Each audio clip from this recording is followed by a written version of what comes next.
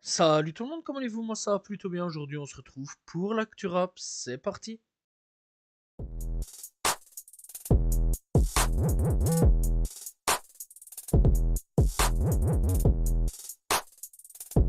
Le Crime annonce un nouvel album, Cassius Belli. Alors la sortie est donc prévue pour le 12 juin. On n'a pas plus de nouvelles là-dessus. Voilà, pas de featuring ou quoi qu'est-ce. En tout cas, rendez-vous donc le 12 juin pour l'album de Le Crime.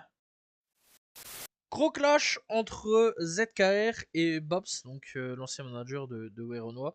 Alors il faut savoir donc que ça a commencé via Rentre dans le cercle, le deuxième épisode de Rentre dans le cercle, où ZKR il a mis des petits tacles. On savait pas vraiment à qui, mais on s'en doutait. Voilà, donc la chose, c'est qu'il a mis des tacles donc à Babs. Alors tout le monde a deviné, hein, c'était pour qui. Voilà, il a pas cité nom, mais tout le monde a deviné. Babs, bah, il s'est senti visé. Voilà, donc clairement, il s'est senti visé. Il a dit en gros que si vraiment il y avait des choses à dire, qui dit son nom. Voilà, c'est parti un petit peu en cacahuète, on va pas se mentir là-dessus. ZKR a répondu en disant qu'il était chaud patate pour la bagarre. Ah là, ouais. Apparemment, il y avait des bagarres prévues, etc. Puis ensuite, ça a été tout. Ça s'est un peu calmé. Pas du tout. Babs, il a répondu. Voilà, donc en disant que lui, il était chaud aussi pour la bagarre. Mais le truc, c'est que apparemment ZKR, donc comme Babs, ils sont au Maroc. Puis apparemment, ZKR, il est pas au Maroc. C'est un peu un bordel tout ça. Vraiment, c'est un peu un bordel. C'est un jeu bordel. Entre eux, c'est un jeu bordel. Voilà, apparemment ZKR il est à Roubaix, mais en même temps, lui il nous dit qu'il est pas à Roubaix, mais au Maroc. Ça parle d'aller se fighter. Ça, vraiment, ça se donne des rendez-vous. Ça ni queue ni tête. Vraiment, ça part dans tous les sens. Alors, est-ce que vraiment va y avoir de la fight, de la bagarre? Vraiment de la bagarre, hein, pas se tirer dessus. À voir. Voilà, vraiment à voir. Mais clairement, c'est assez triste, hein, c'est vraiment assez triste. En plus, le nom de Werenoi, il est revenu plus d'une fois. Werenoi, quand même, il est décédé. Je pense que clairement, à un moment ou à un autre, faut arrêter un petit peu les conneries. Voilà, qu'on laisse en paix Werenoi. Werenoi, maintenant, bon, il est là, il est décédé, malheureusement. Il est vraiment dans une enrôle dont il est même pas au courant de l'enrôle, puisqu'il est plus là. Et on le mêle là-dedans, dans un truc dont il a absolument rien à voir. C'est assez triste, vraiment c'est assez triste. Comme Fianso, hein, le pauvre, hein, il a été mêlé là-dedans aussi. Lui, il a été un peu pris au piège avec le rentre dans le cercle, clairement. Donc voilà, quoi, c'est assez triste. Alors j'espère vraiment que ça va s'apaiser, qu'il va pas y avoir de morts dans cette histoire-là. Parce qu'on connaît à l'heure actuelle. Alors à l'ancienne, j'aurais dit, waouh, ça va tranquille. Les rappeurs, c'est c'est des gens qui ont pas. Voilà, quoi, des gens qui parlent beaucoup, mais qui vont pas faire beaucoup de choses. On le sait, c'est pas comme aux États-Unis. Là, par contre, c'est un petit peu en train de changer. Donc j'espère vraiment que ça va vite s'apaiser et que ça va pas partir en cacahuète. Donc voilà, en tout cas, j'espère que les deux vont vite se calmer. Voir la limite, si ce que sympa, voilà, ne pas se calculer, etc. Ça serait quand même beaucoup mieux. Après, voilà, bon, on va pas se mentir, je pense que beaucoup sont contents, ça ramène un petit peu d'animation dans le rap français. Mais j'espère dans l'ensemble que ça va vite se calmer. Roméo Elvis va faire l'hymne des Diables Rouges pour la Belgique quand on va aller donc à la Coupe du Monde qui arrive très prochainement. Alors l'idée donc de faire un featuring entre une chanteuse venue donc de Flandre et une personne qui parle français donc voilà francophone et flamand enfin néerlandophone. Franchement je suis pour l'idée vraiment je trouve ça assez cool. Je trouve ça c'est quand même plutôt bien à ce niveau-là. Essayer donc de réunir à peu près les Belges cette fois-ci, parce que bon, c'est vrai quand même que entre nous on a des petits problèmes, voilà. Sauf que Roméo Elvis est un problème lui-même. Franchement, la fédération, je sais pas ce que vous avez fait, les gars. Vraiment, je sais pas du tout ce que vous avez fait. C'est quoi ce choix de merde? En plus, Roméo Elvis, il est problématique à crever. Et voilà, on rappelle quand même que il y a quelques années d'ici, le gars, il est rentré dans une cabine d'essayage et il a fait des attouchements à une femme. Voilà. La femme, bon, même si elle n'a pas porté plainte, elle a pété un plomb sur les réseaux sociaux, ça a été dévoilé, etc. En plus de ça, donc du coup, lui a lui-même avoué qu'il avait fait ça, qu'il s'excusait, etc. Bon, apparemment, il a suivi une thérapie. Donc voilà, franchement, je suis pas pour. je suis pas pour, je trouve ça dégueulasse, je trouve ça honteux.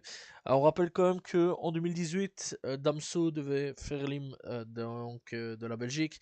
Ça n'a pas été accepté, donc voilà, après qu'il y ait eu donc un sacré bordel monumental, on va dire.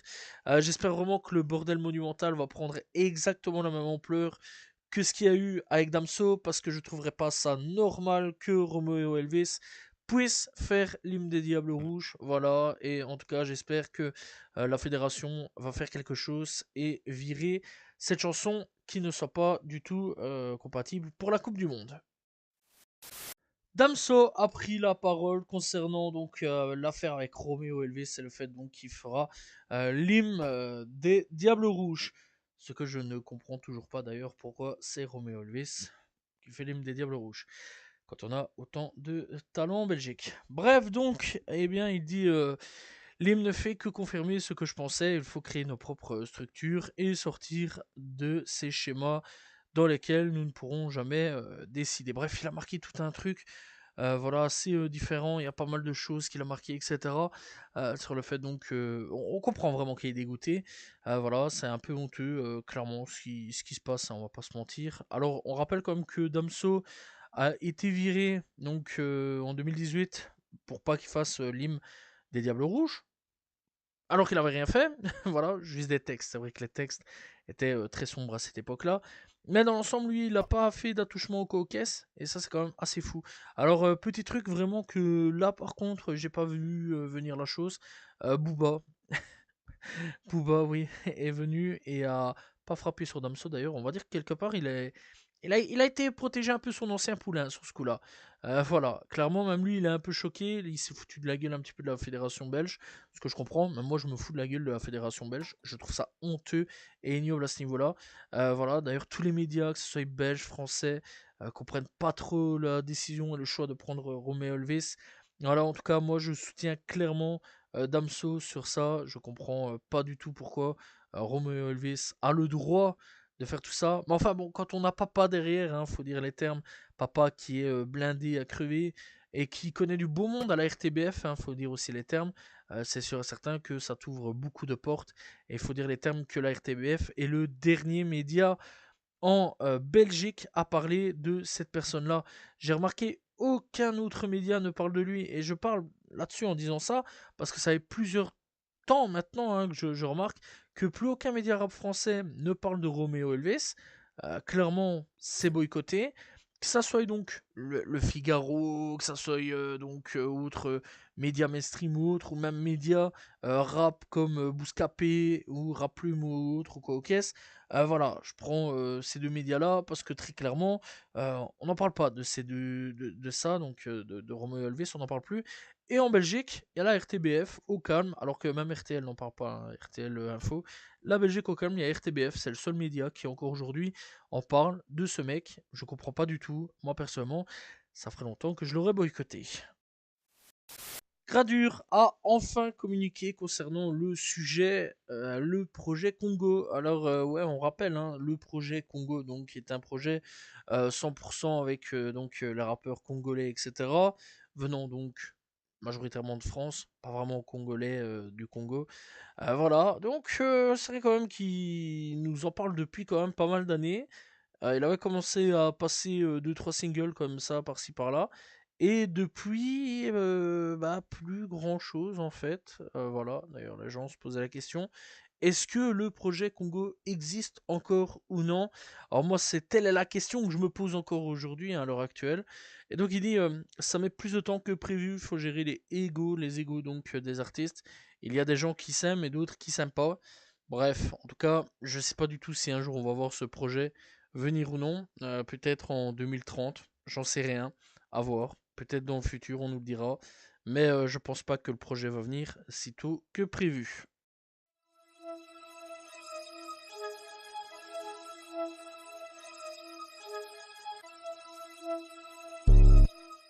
On va parler un peu de YNW Melly. Alors il faut savoir donc que logiquement YNW Melly, soit eh bien il devait être dehors, soit eh bien il devait rester en prison. Puisque oui, il devait être libéré sous caution. Alors il faut savoir donc que ça a été reporté. au lendemain de la chose. Et puis donc bah, au moment où je parle, bah, le juge a encore une fois reporté sa décision de faire sortir 1W Melly. Plusieurs rumeurs donc circulaient disant que sa mise en liberté était refusée. Alors cela est totalement faux d'ailleurs. Melly a d'ailleurs communiqué. Il a dit la mise en liberté sous caution n'a pas été refusée. Fausse nouvelle, toujours en attente. Donc voilà, est-ce que Melly va sortir de prison à un moment ou à un autre? J'en sais rien. En tout cas, on va attendre et hâte de voir un petit peu le résultat final dans cette histoire. Real Boston Richie en train de se faire dégommer sur les réseaux sociaux par son ex-petite amie. Bref, l'ex-petite amie donc de Boston Richie, Tatiana Chanel, eh bien, l'a dénoncé pour être prétendument gay. Voilà, après qu'il ait récemment clashé cette même personne, donc Tatiana, donc sur une de ses chansons. Et elle a divulgué, et donc il a divulgué surtout une vidéo d'elle. Alors le truc, c'est que elle a dévoilé qu'elle devait jouer le rôle de l'homme et elle aurait acheté une ceinture. Voilà, une ceinture. Alors je vais pas faire d'explication là-dessus. Clairement, c'est chaud. C'est très très chaud pour lui, hein. Voilà, vraiment, c'est pas très très bon pour lui, hein. Vraiment. Surtout quand t'es rappeur. Donc voilà, on a appris que Real Boston bah, jouait la femme et que sa femme jouait l'homme. Ça, c'est fou. Vraiment, elle a eu aucune pitié. Elle est là pour abattre l'ennemi, vraiment. Alors, est-ce qu'il va y avoir d'autres révélations? En tout cas, je sais pas. Mais elle a dit que s'il continuait, là, il allait avoir une rafale de révélations sur lui. Donc, je pense que madame a beaucoup de dossiers sur Boston Richie. On a plus de détails concernant l'affaire avec David. Alors, les procureurs donc affirment que David a poignardé Céleste. On rappelle l'âge de 14 ans pour l'affaire Terre, donc selon les dossiers en cours. Donc les procureurs ont obtenu donc des messages et textes entre les deux, datant donc du 22 avril 2025, la nuit précédente, donc le moment où l'activité de son téléphone eh bien s'est arrêtée. Donc on estime qu'elle aurait été tuée à cette date. Les messages donc révèlent la jalousie donc de Céleste envers donc David pour différentes relations avec d'autres femmes et donc il lui a fait croire que lui et Céleste auraient un avenir ensemble et donc elle est devenue extrêmement bouleversée. Elle a menacé donc de divulguer les informations compromettant sur leur relation puisqu'on rappelle que elle et lui se connaissent depuis que elle a 11 ans et lui 18 ans. Donc voilà, c'est pas très très normal à avoir ce genre de relation à ces âges-là. Bref, donc du coup, eh bien, lui a préféré mettre fin à sa vie pour pas avoir sa carrière et bah, sa vie détruite. Les procureurs donc affirment que David a acheté 2 tronçonneuses en ligne et eh bien les a utilisées pour démembrer son corps dans une piscine gonflable. Et il faut savoir donc que l'ADN de Céleste a été retrouvé dans le garage où les procureurs affirment que le démembrage a eu lieu dans le garage de David. Alors, sachant donc qu'il devait faire taire donc la victime avant qu'elle ne nuise à sa carrière musicale, comme elle l'avait donc menacé de balancer tout ce qu'il y avait à balancer sur David. Alors, il faut savoir aussi que il l'aurait poignardé à mort et à de multiples reprises et il restait là pendant qu'il se vidait donc de son sang. Après donc il a transporté dans la piscine et l'a démembré. Bref, c'est une histoire très très sombre tout ça et clairement ouais il mérite une peine de mort, hein. Parce que bon, on rappelle que soit il se mange une perpétuité, soit une peine de mort. Et clairement, ouais, il n'y a pas à chipoter là-dessus. David mérite clairement une peine de mort pour ce qu'il a fait. T.I. poursuit son label discographique en justice, affirmant qu'ils lui ont facturé 50 millions de dollars pour acheter ses masters alors qu'ils avaient tous convenu qu'ils ne valaient que 3 millions de dollars. Voilà, donc bon, j'ai pas très, très bien compris leur rôle. Ce que je sais, c'est qu'il poursuit son label donc en justice après avoir un petit peu ce qui va se passer. Voilà, donc dans l'ensemble, à voir. On verra. Affaire à suivre dans cette affaire-là. Est-ce que la justice va donner raison à Tia ou non? On verra dans le futur.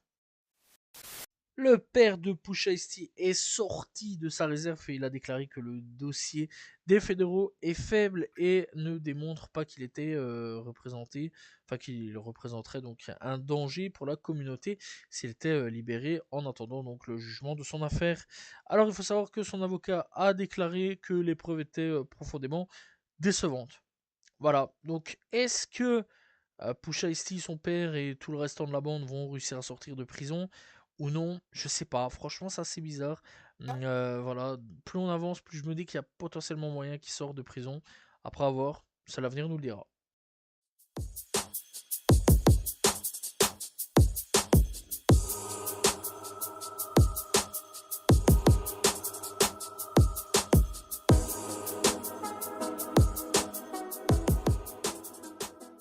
On est parti avec les coups de cœur de cette semaine. On commence bien avec Kerry James et Timar de retour donc avec Zoné. On a aussi Mora MMZ avec Pigman. On a aussi bien Onegoms, Brazy et Young Easy avec No Cap. On a donc bien Tuxan Bonfoni avec Land Roller. On a aussi Evil P de retour avec Vince Carter. On a bien le retour de notre cher de Kid Laroi avec Pierce. On a aussi 4-5 de retour avec Paper Cuts. On a aussi donc 2C de retour avec Proud of Me. On a bien Real Boston Richie avec Booba Boys Alumini. On a donc aussi TG Floka avec No Remorse. On a donc Big Yayo et de Realme Baby D avec Freak Freak. Et on a le retour de Four 50 et Big Yaya pour Last Try.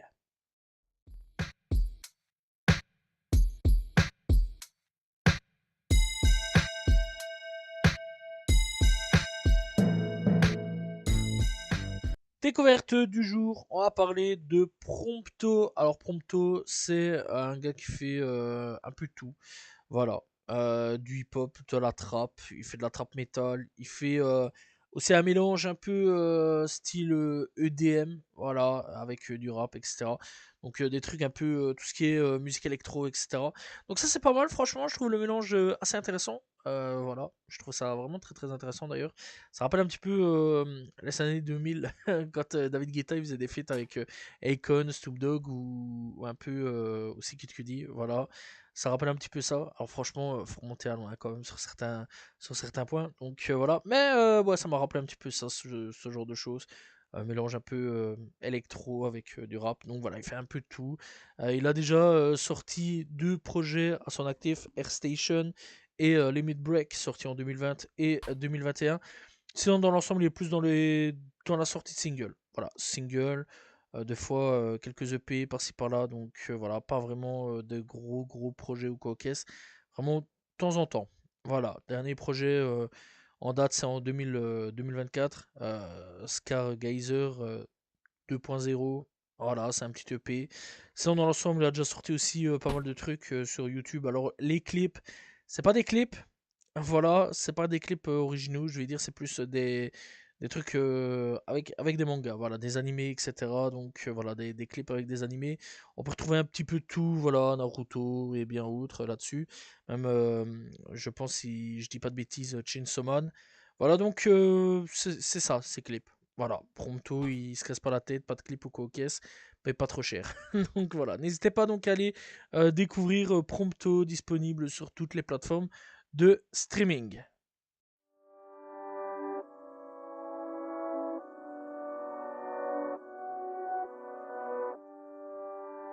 On est parti avec les albums sortis cette semaine. On commence donc avec Bad Bad pour Crime dans le sang. On a aussi BPM pour Quart de vie. On a Edeya avec Star Baby. On a aussi donc Ezo Luxueux avec Téléphone Rose. On a Carmen avec Péréothérapie. Kershak avec True Form. On a aussi donc la Zest, voilà, avec comme une fourmi dans du miel. Alors, je vais pas vous mentir, c'est assez compliqué à lire parce que tout est espacé en fait. On a donc Lunis avec Après nous. On a Lupio avec La Saône en cru. On a Marakips avec Vue d'ici. SWN avec Marginal. On a donc Sean et Shade avec God, enfin Dog Bless Freestyle, Secro Star avec Substar, Tenchi the Great avec aussi Ismaël pour Monsieur Scratch. On a aussi Wit de retour avec Cultive, La Lumière. Et alors, on a aussi le retour de Lion avec en attendant l'album, c'est une mixtape. Voilà, donc Lion, très bon rappeur, soit dit en passant. Si vous ne connaissez pas, n'hésitez pas à aller découvrir. Voilà, du côté rap, US, on a Asake avec MS Ney. On a donc aussi Bailey, Baby et Woodrich Kim avec Baby Drank. On a Baby et Nice Wreck avec Before Tadmil. On a donc Currency avec Wiz Khalifa et Harry Fraud pour Ruthless Record for Drop Tops Disque 2. On a Danny Ali et Taupe pour Better Luck Next Time. On a donc Dedari avec Eternity plutôt Make Believe. Drum avec Shake Tape. On a Dua Dida avec Existential Toady. On a Graph avec Summertime. Money Cost Too Much. On a India Shown avec Subject to Sense. On a Isaiah Rashad avec It's Been Wayful, on a Jay Montana avec Montana Tree, on a donc Knuitul avec Musical, enfin musique plutôt Save the Me Tree, on a Lil TJ avec Tay Just and You, Lucky avec Date Before Bad, on a donc Luldi avec Ludil plutôt, avec A Time to Hurt, A Time to Heal, très bon rappeur soit dit en passant, que je conseille fortement. On a aussi Oldies avec From Tagama With Love, on a Black Boy Max avec Crush de Me, Shoreline Mafia avec Business is Booming, Skrilla avec Z, et voilà, c'est tout pour les albums sortis cette semaine. Voilà, c'est la fin de l'actu rap, j'espère que vous l'avez apprécié, n'hésitez pas à vous abonner, liker, commenter, partager, on se retrouve demain pour une nouvelle vidéo, voilà, et la semaine prochaine pour un nouvel actu rap. N'oubliez pas aussi de me suivre sur mes réseaux, donc qui sont dans la description. Salut tout le monde, ciao ciao.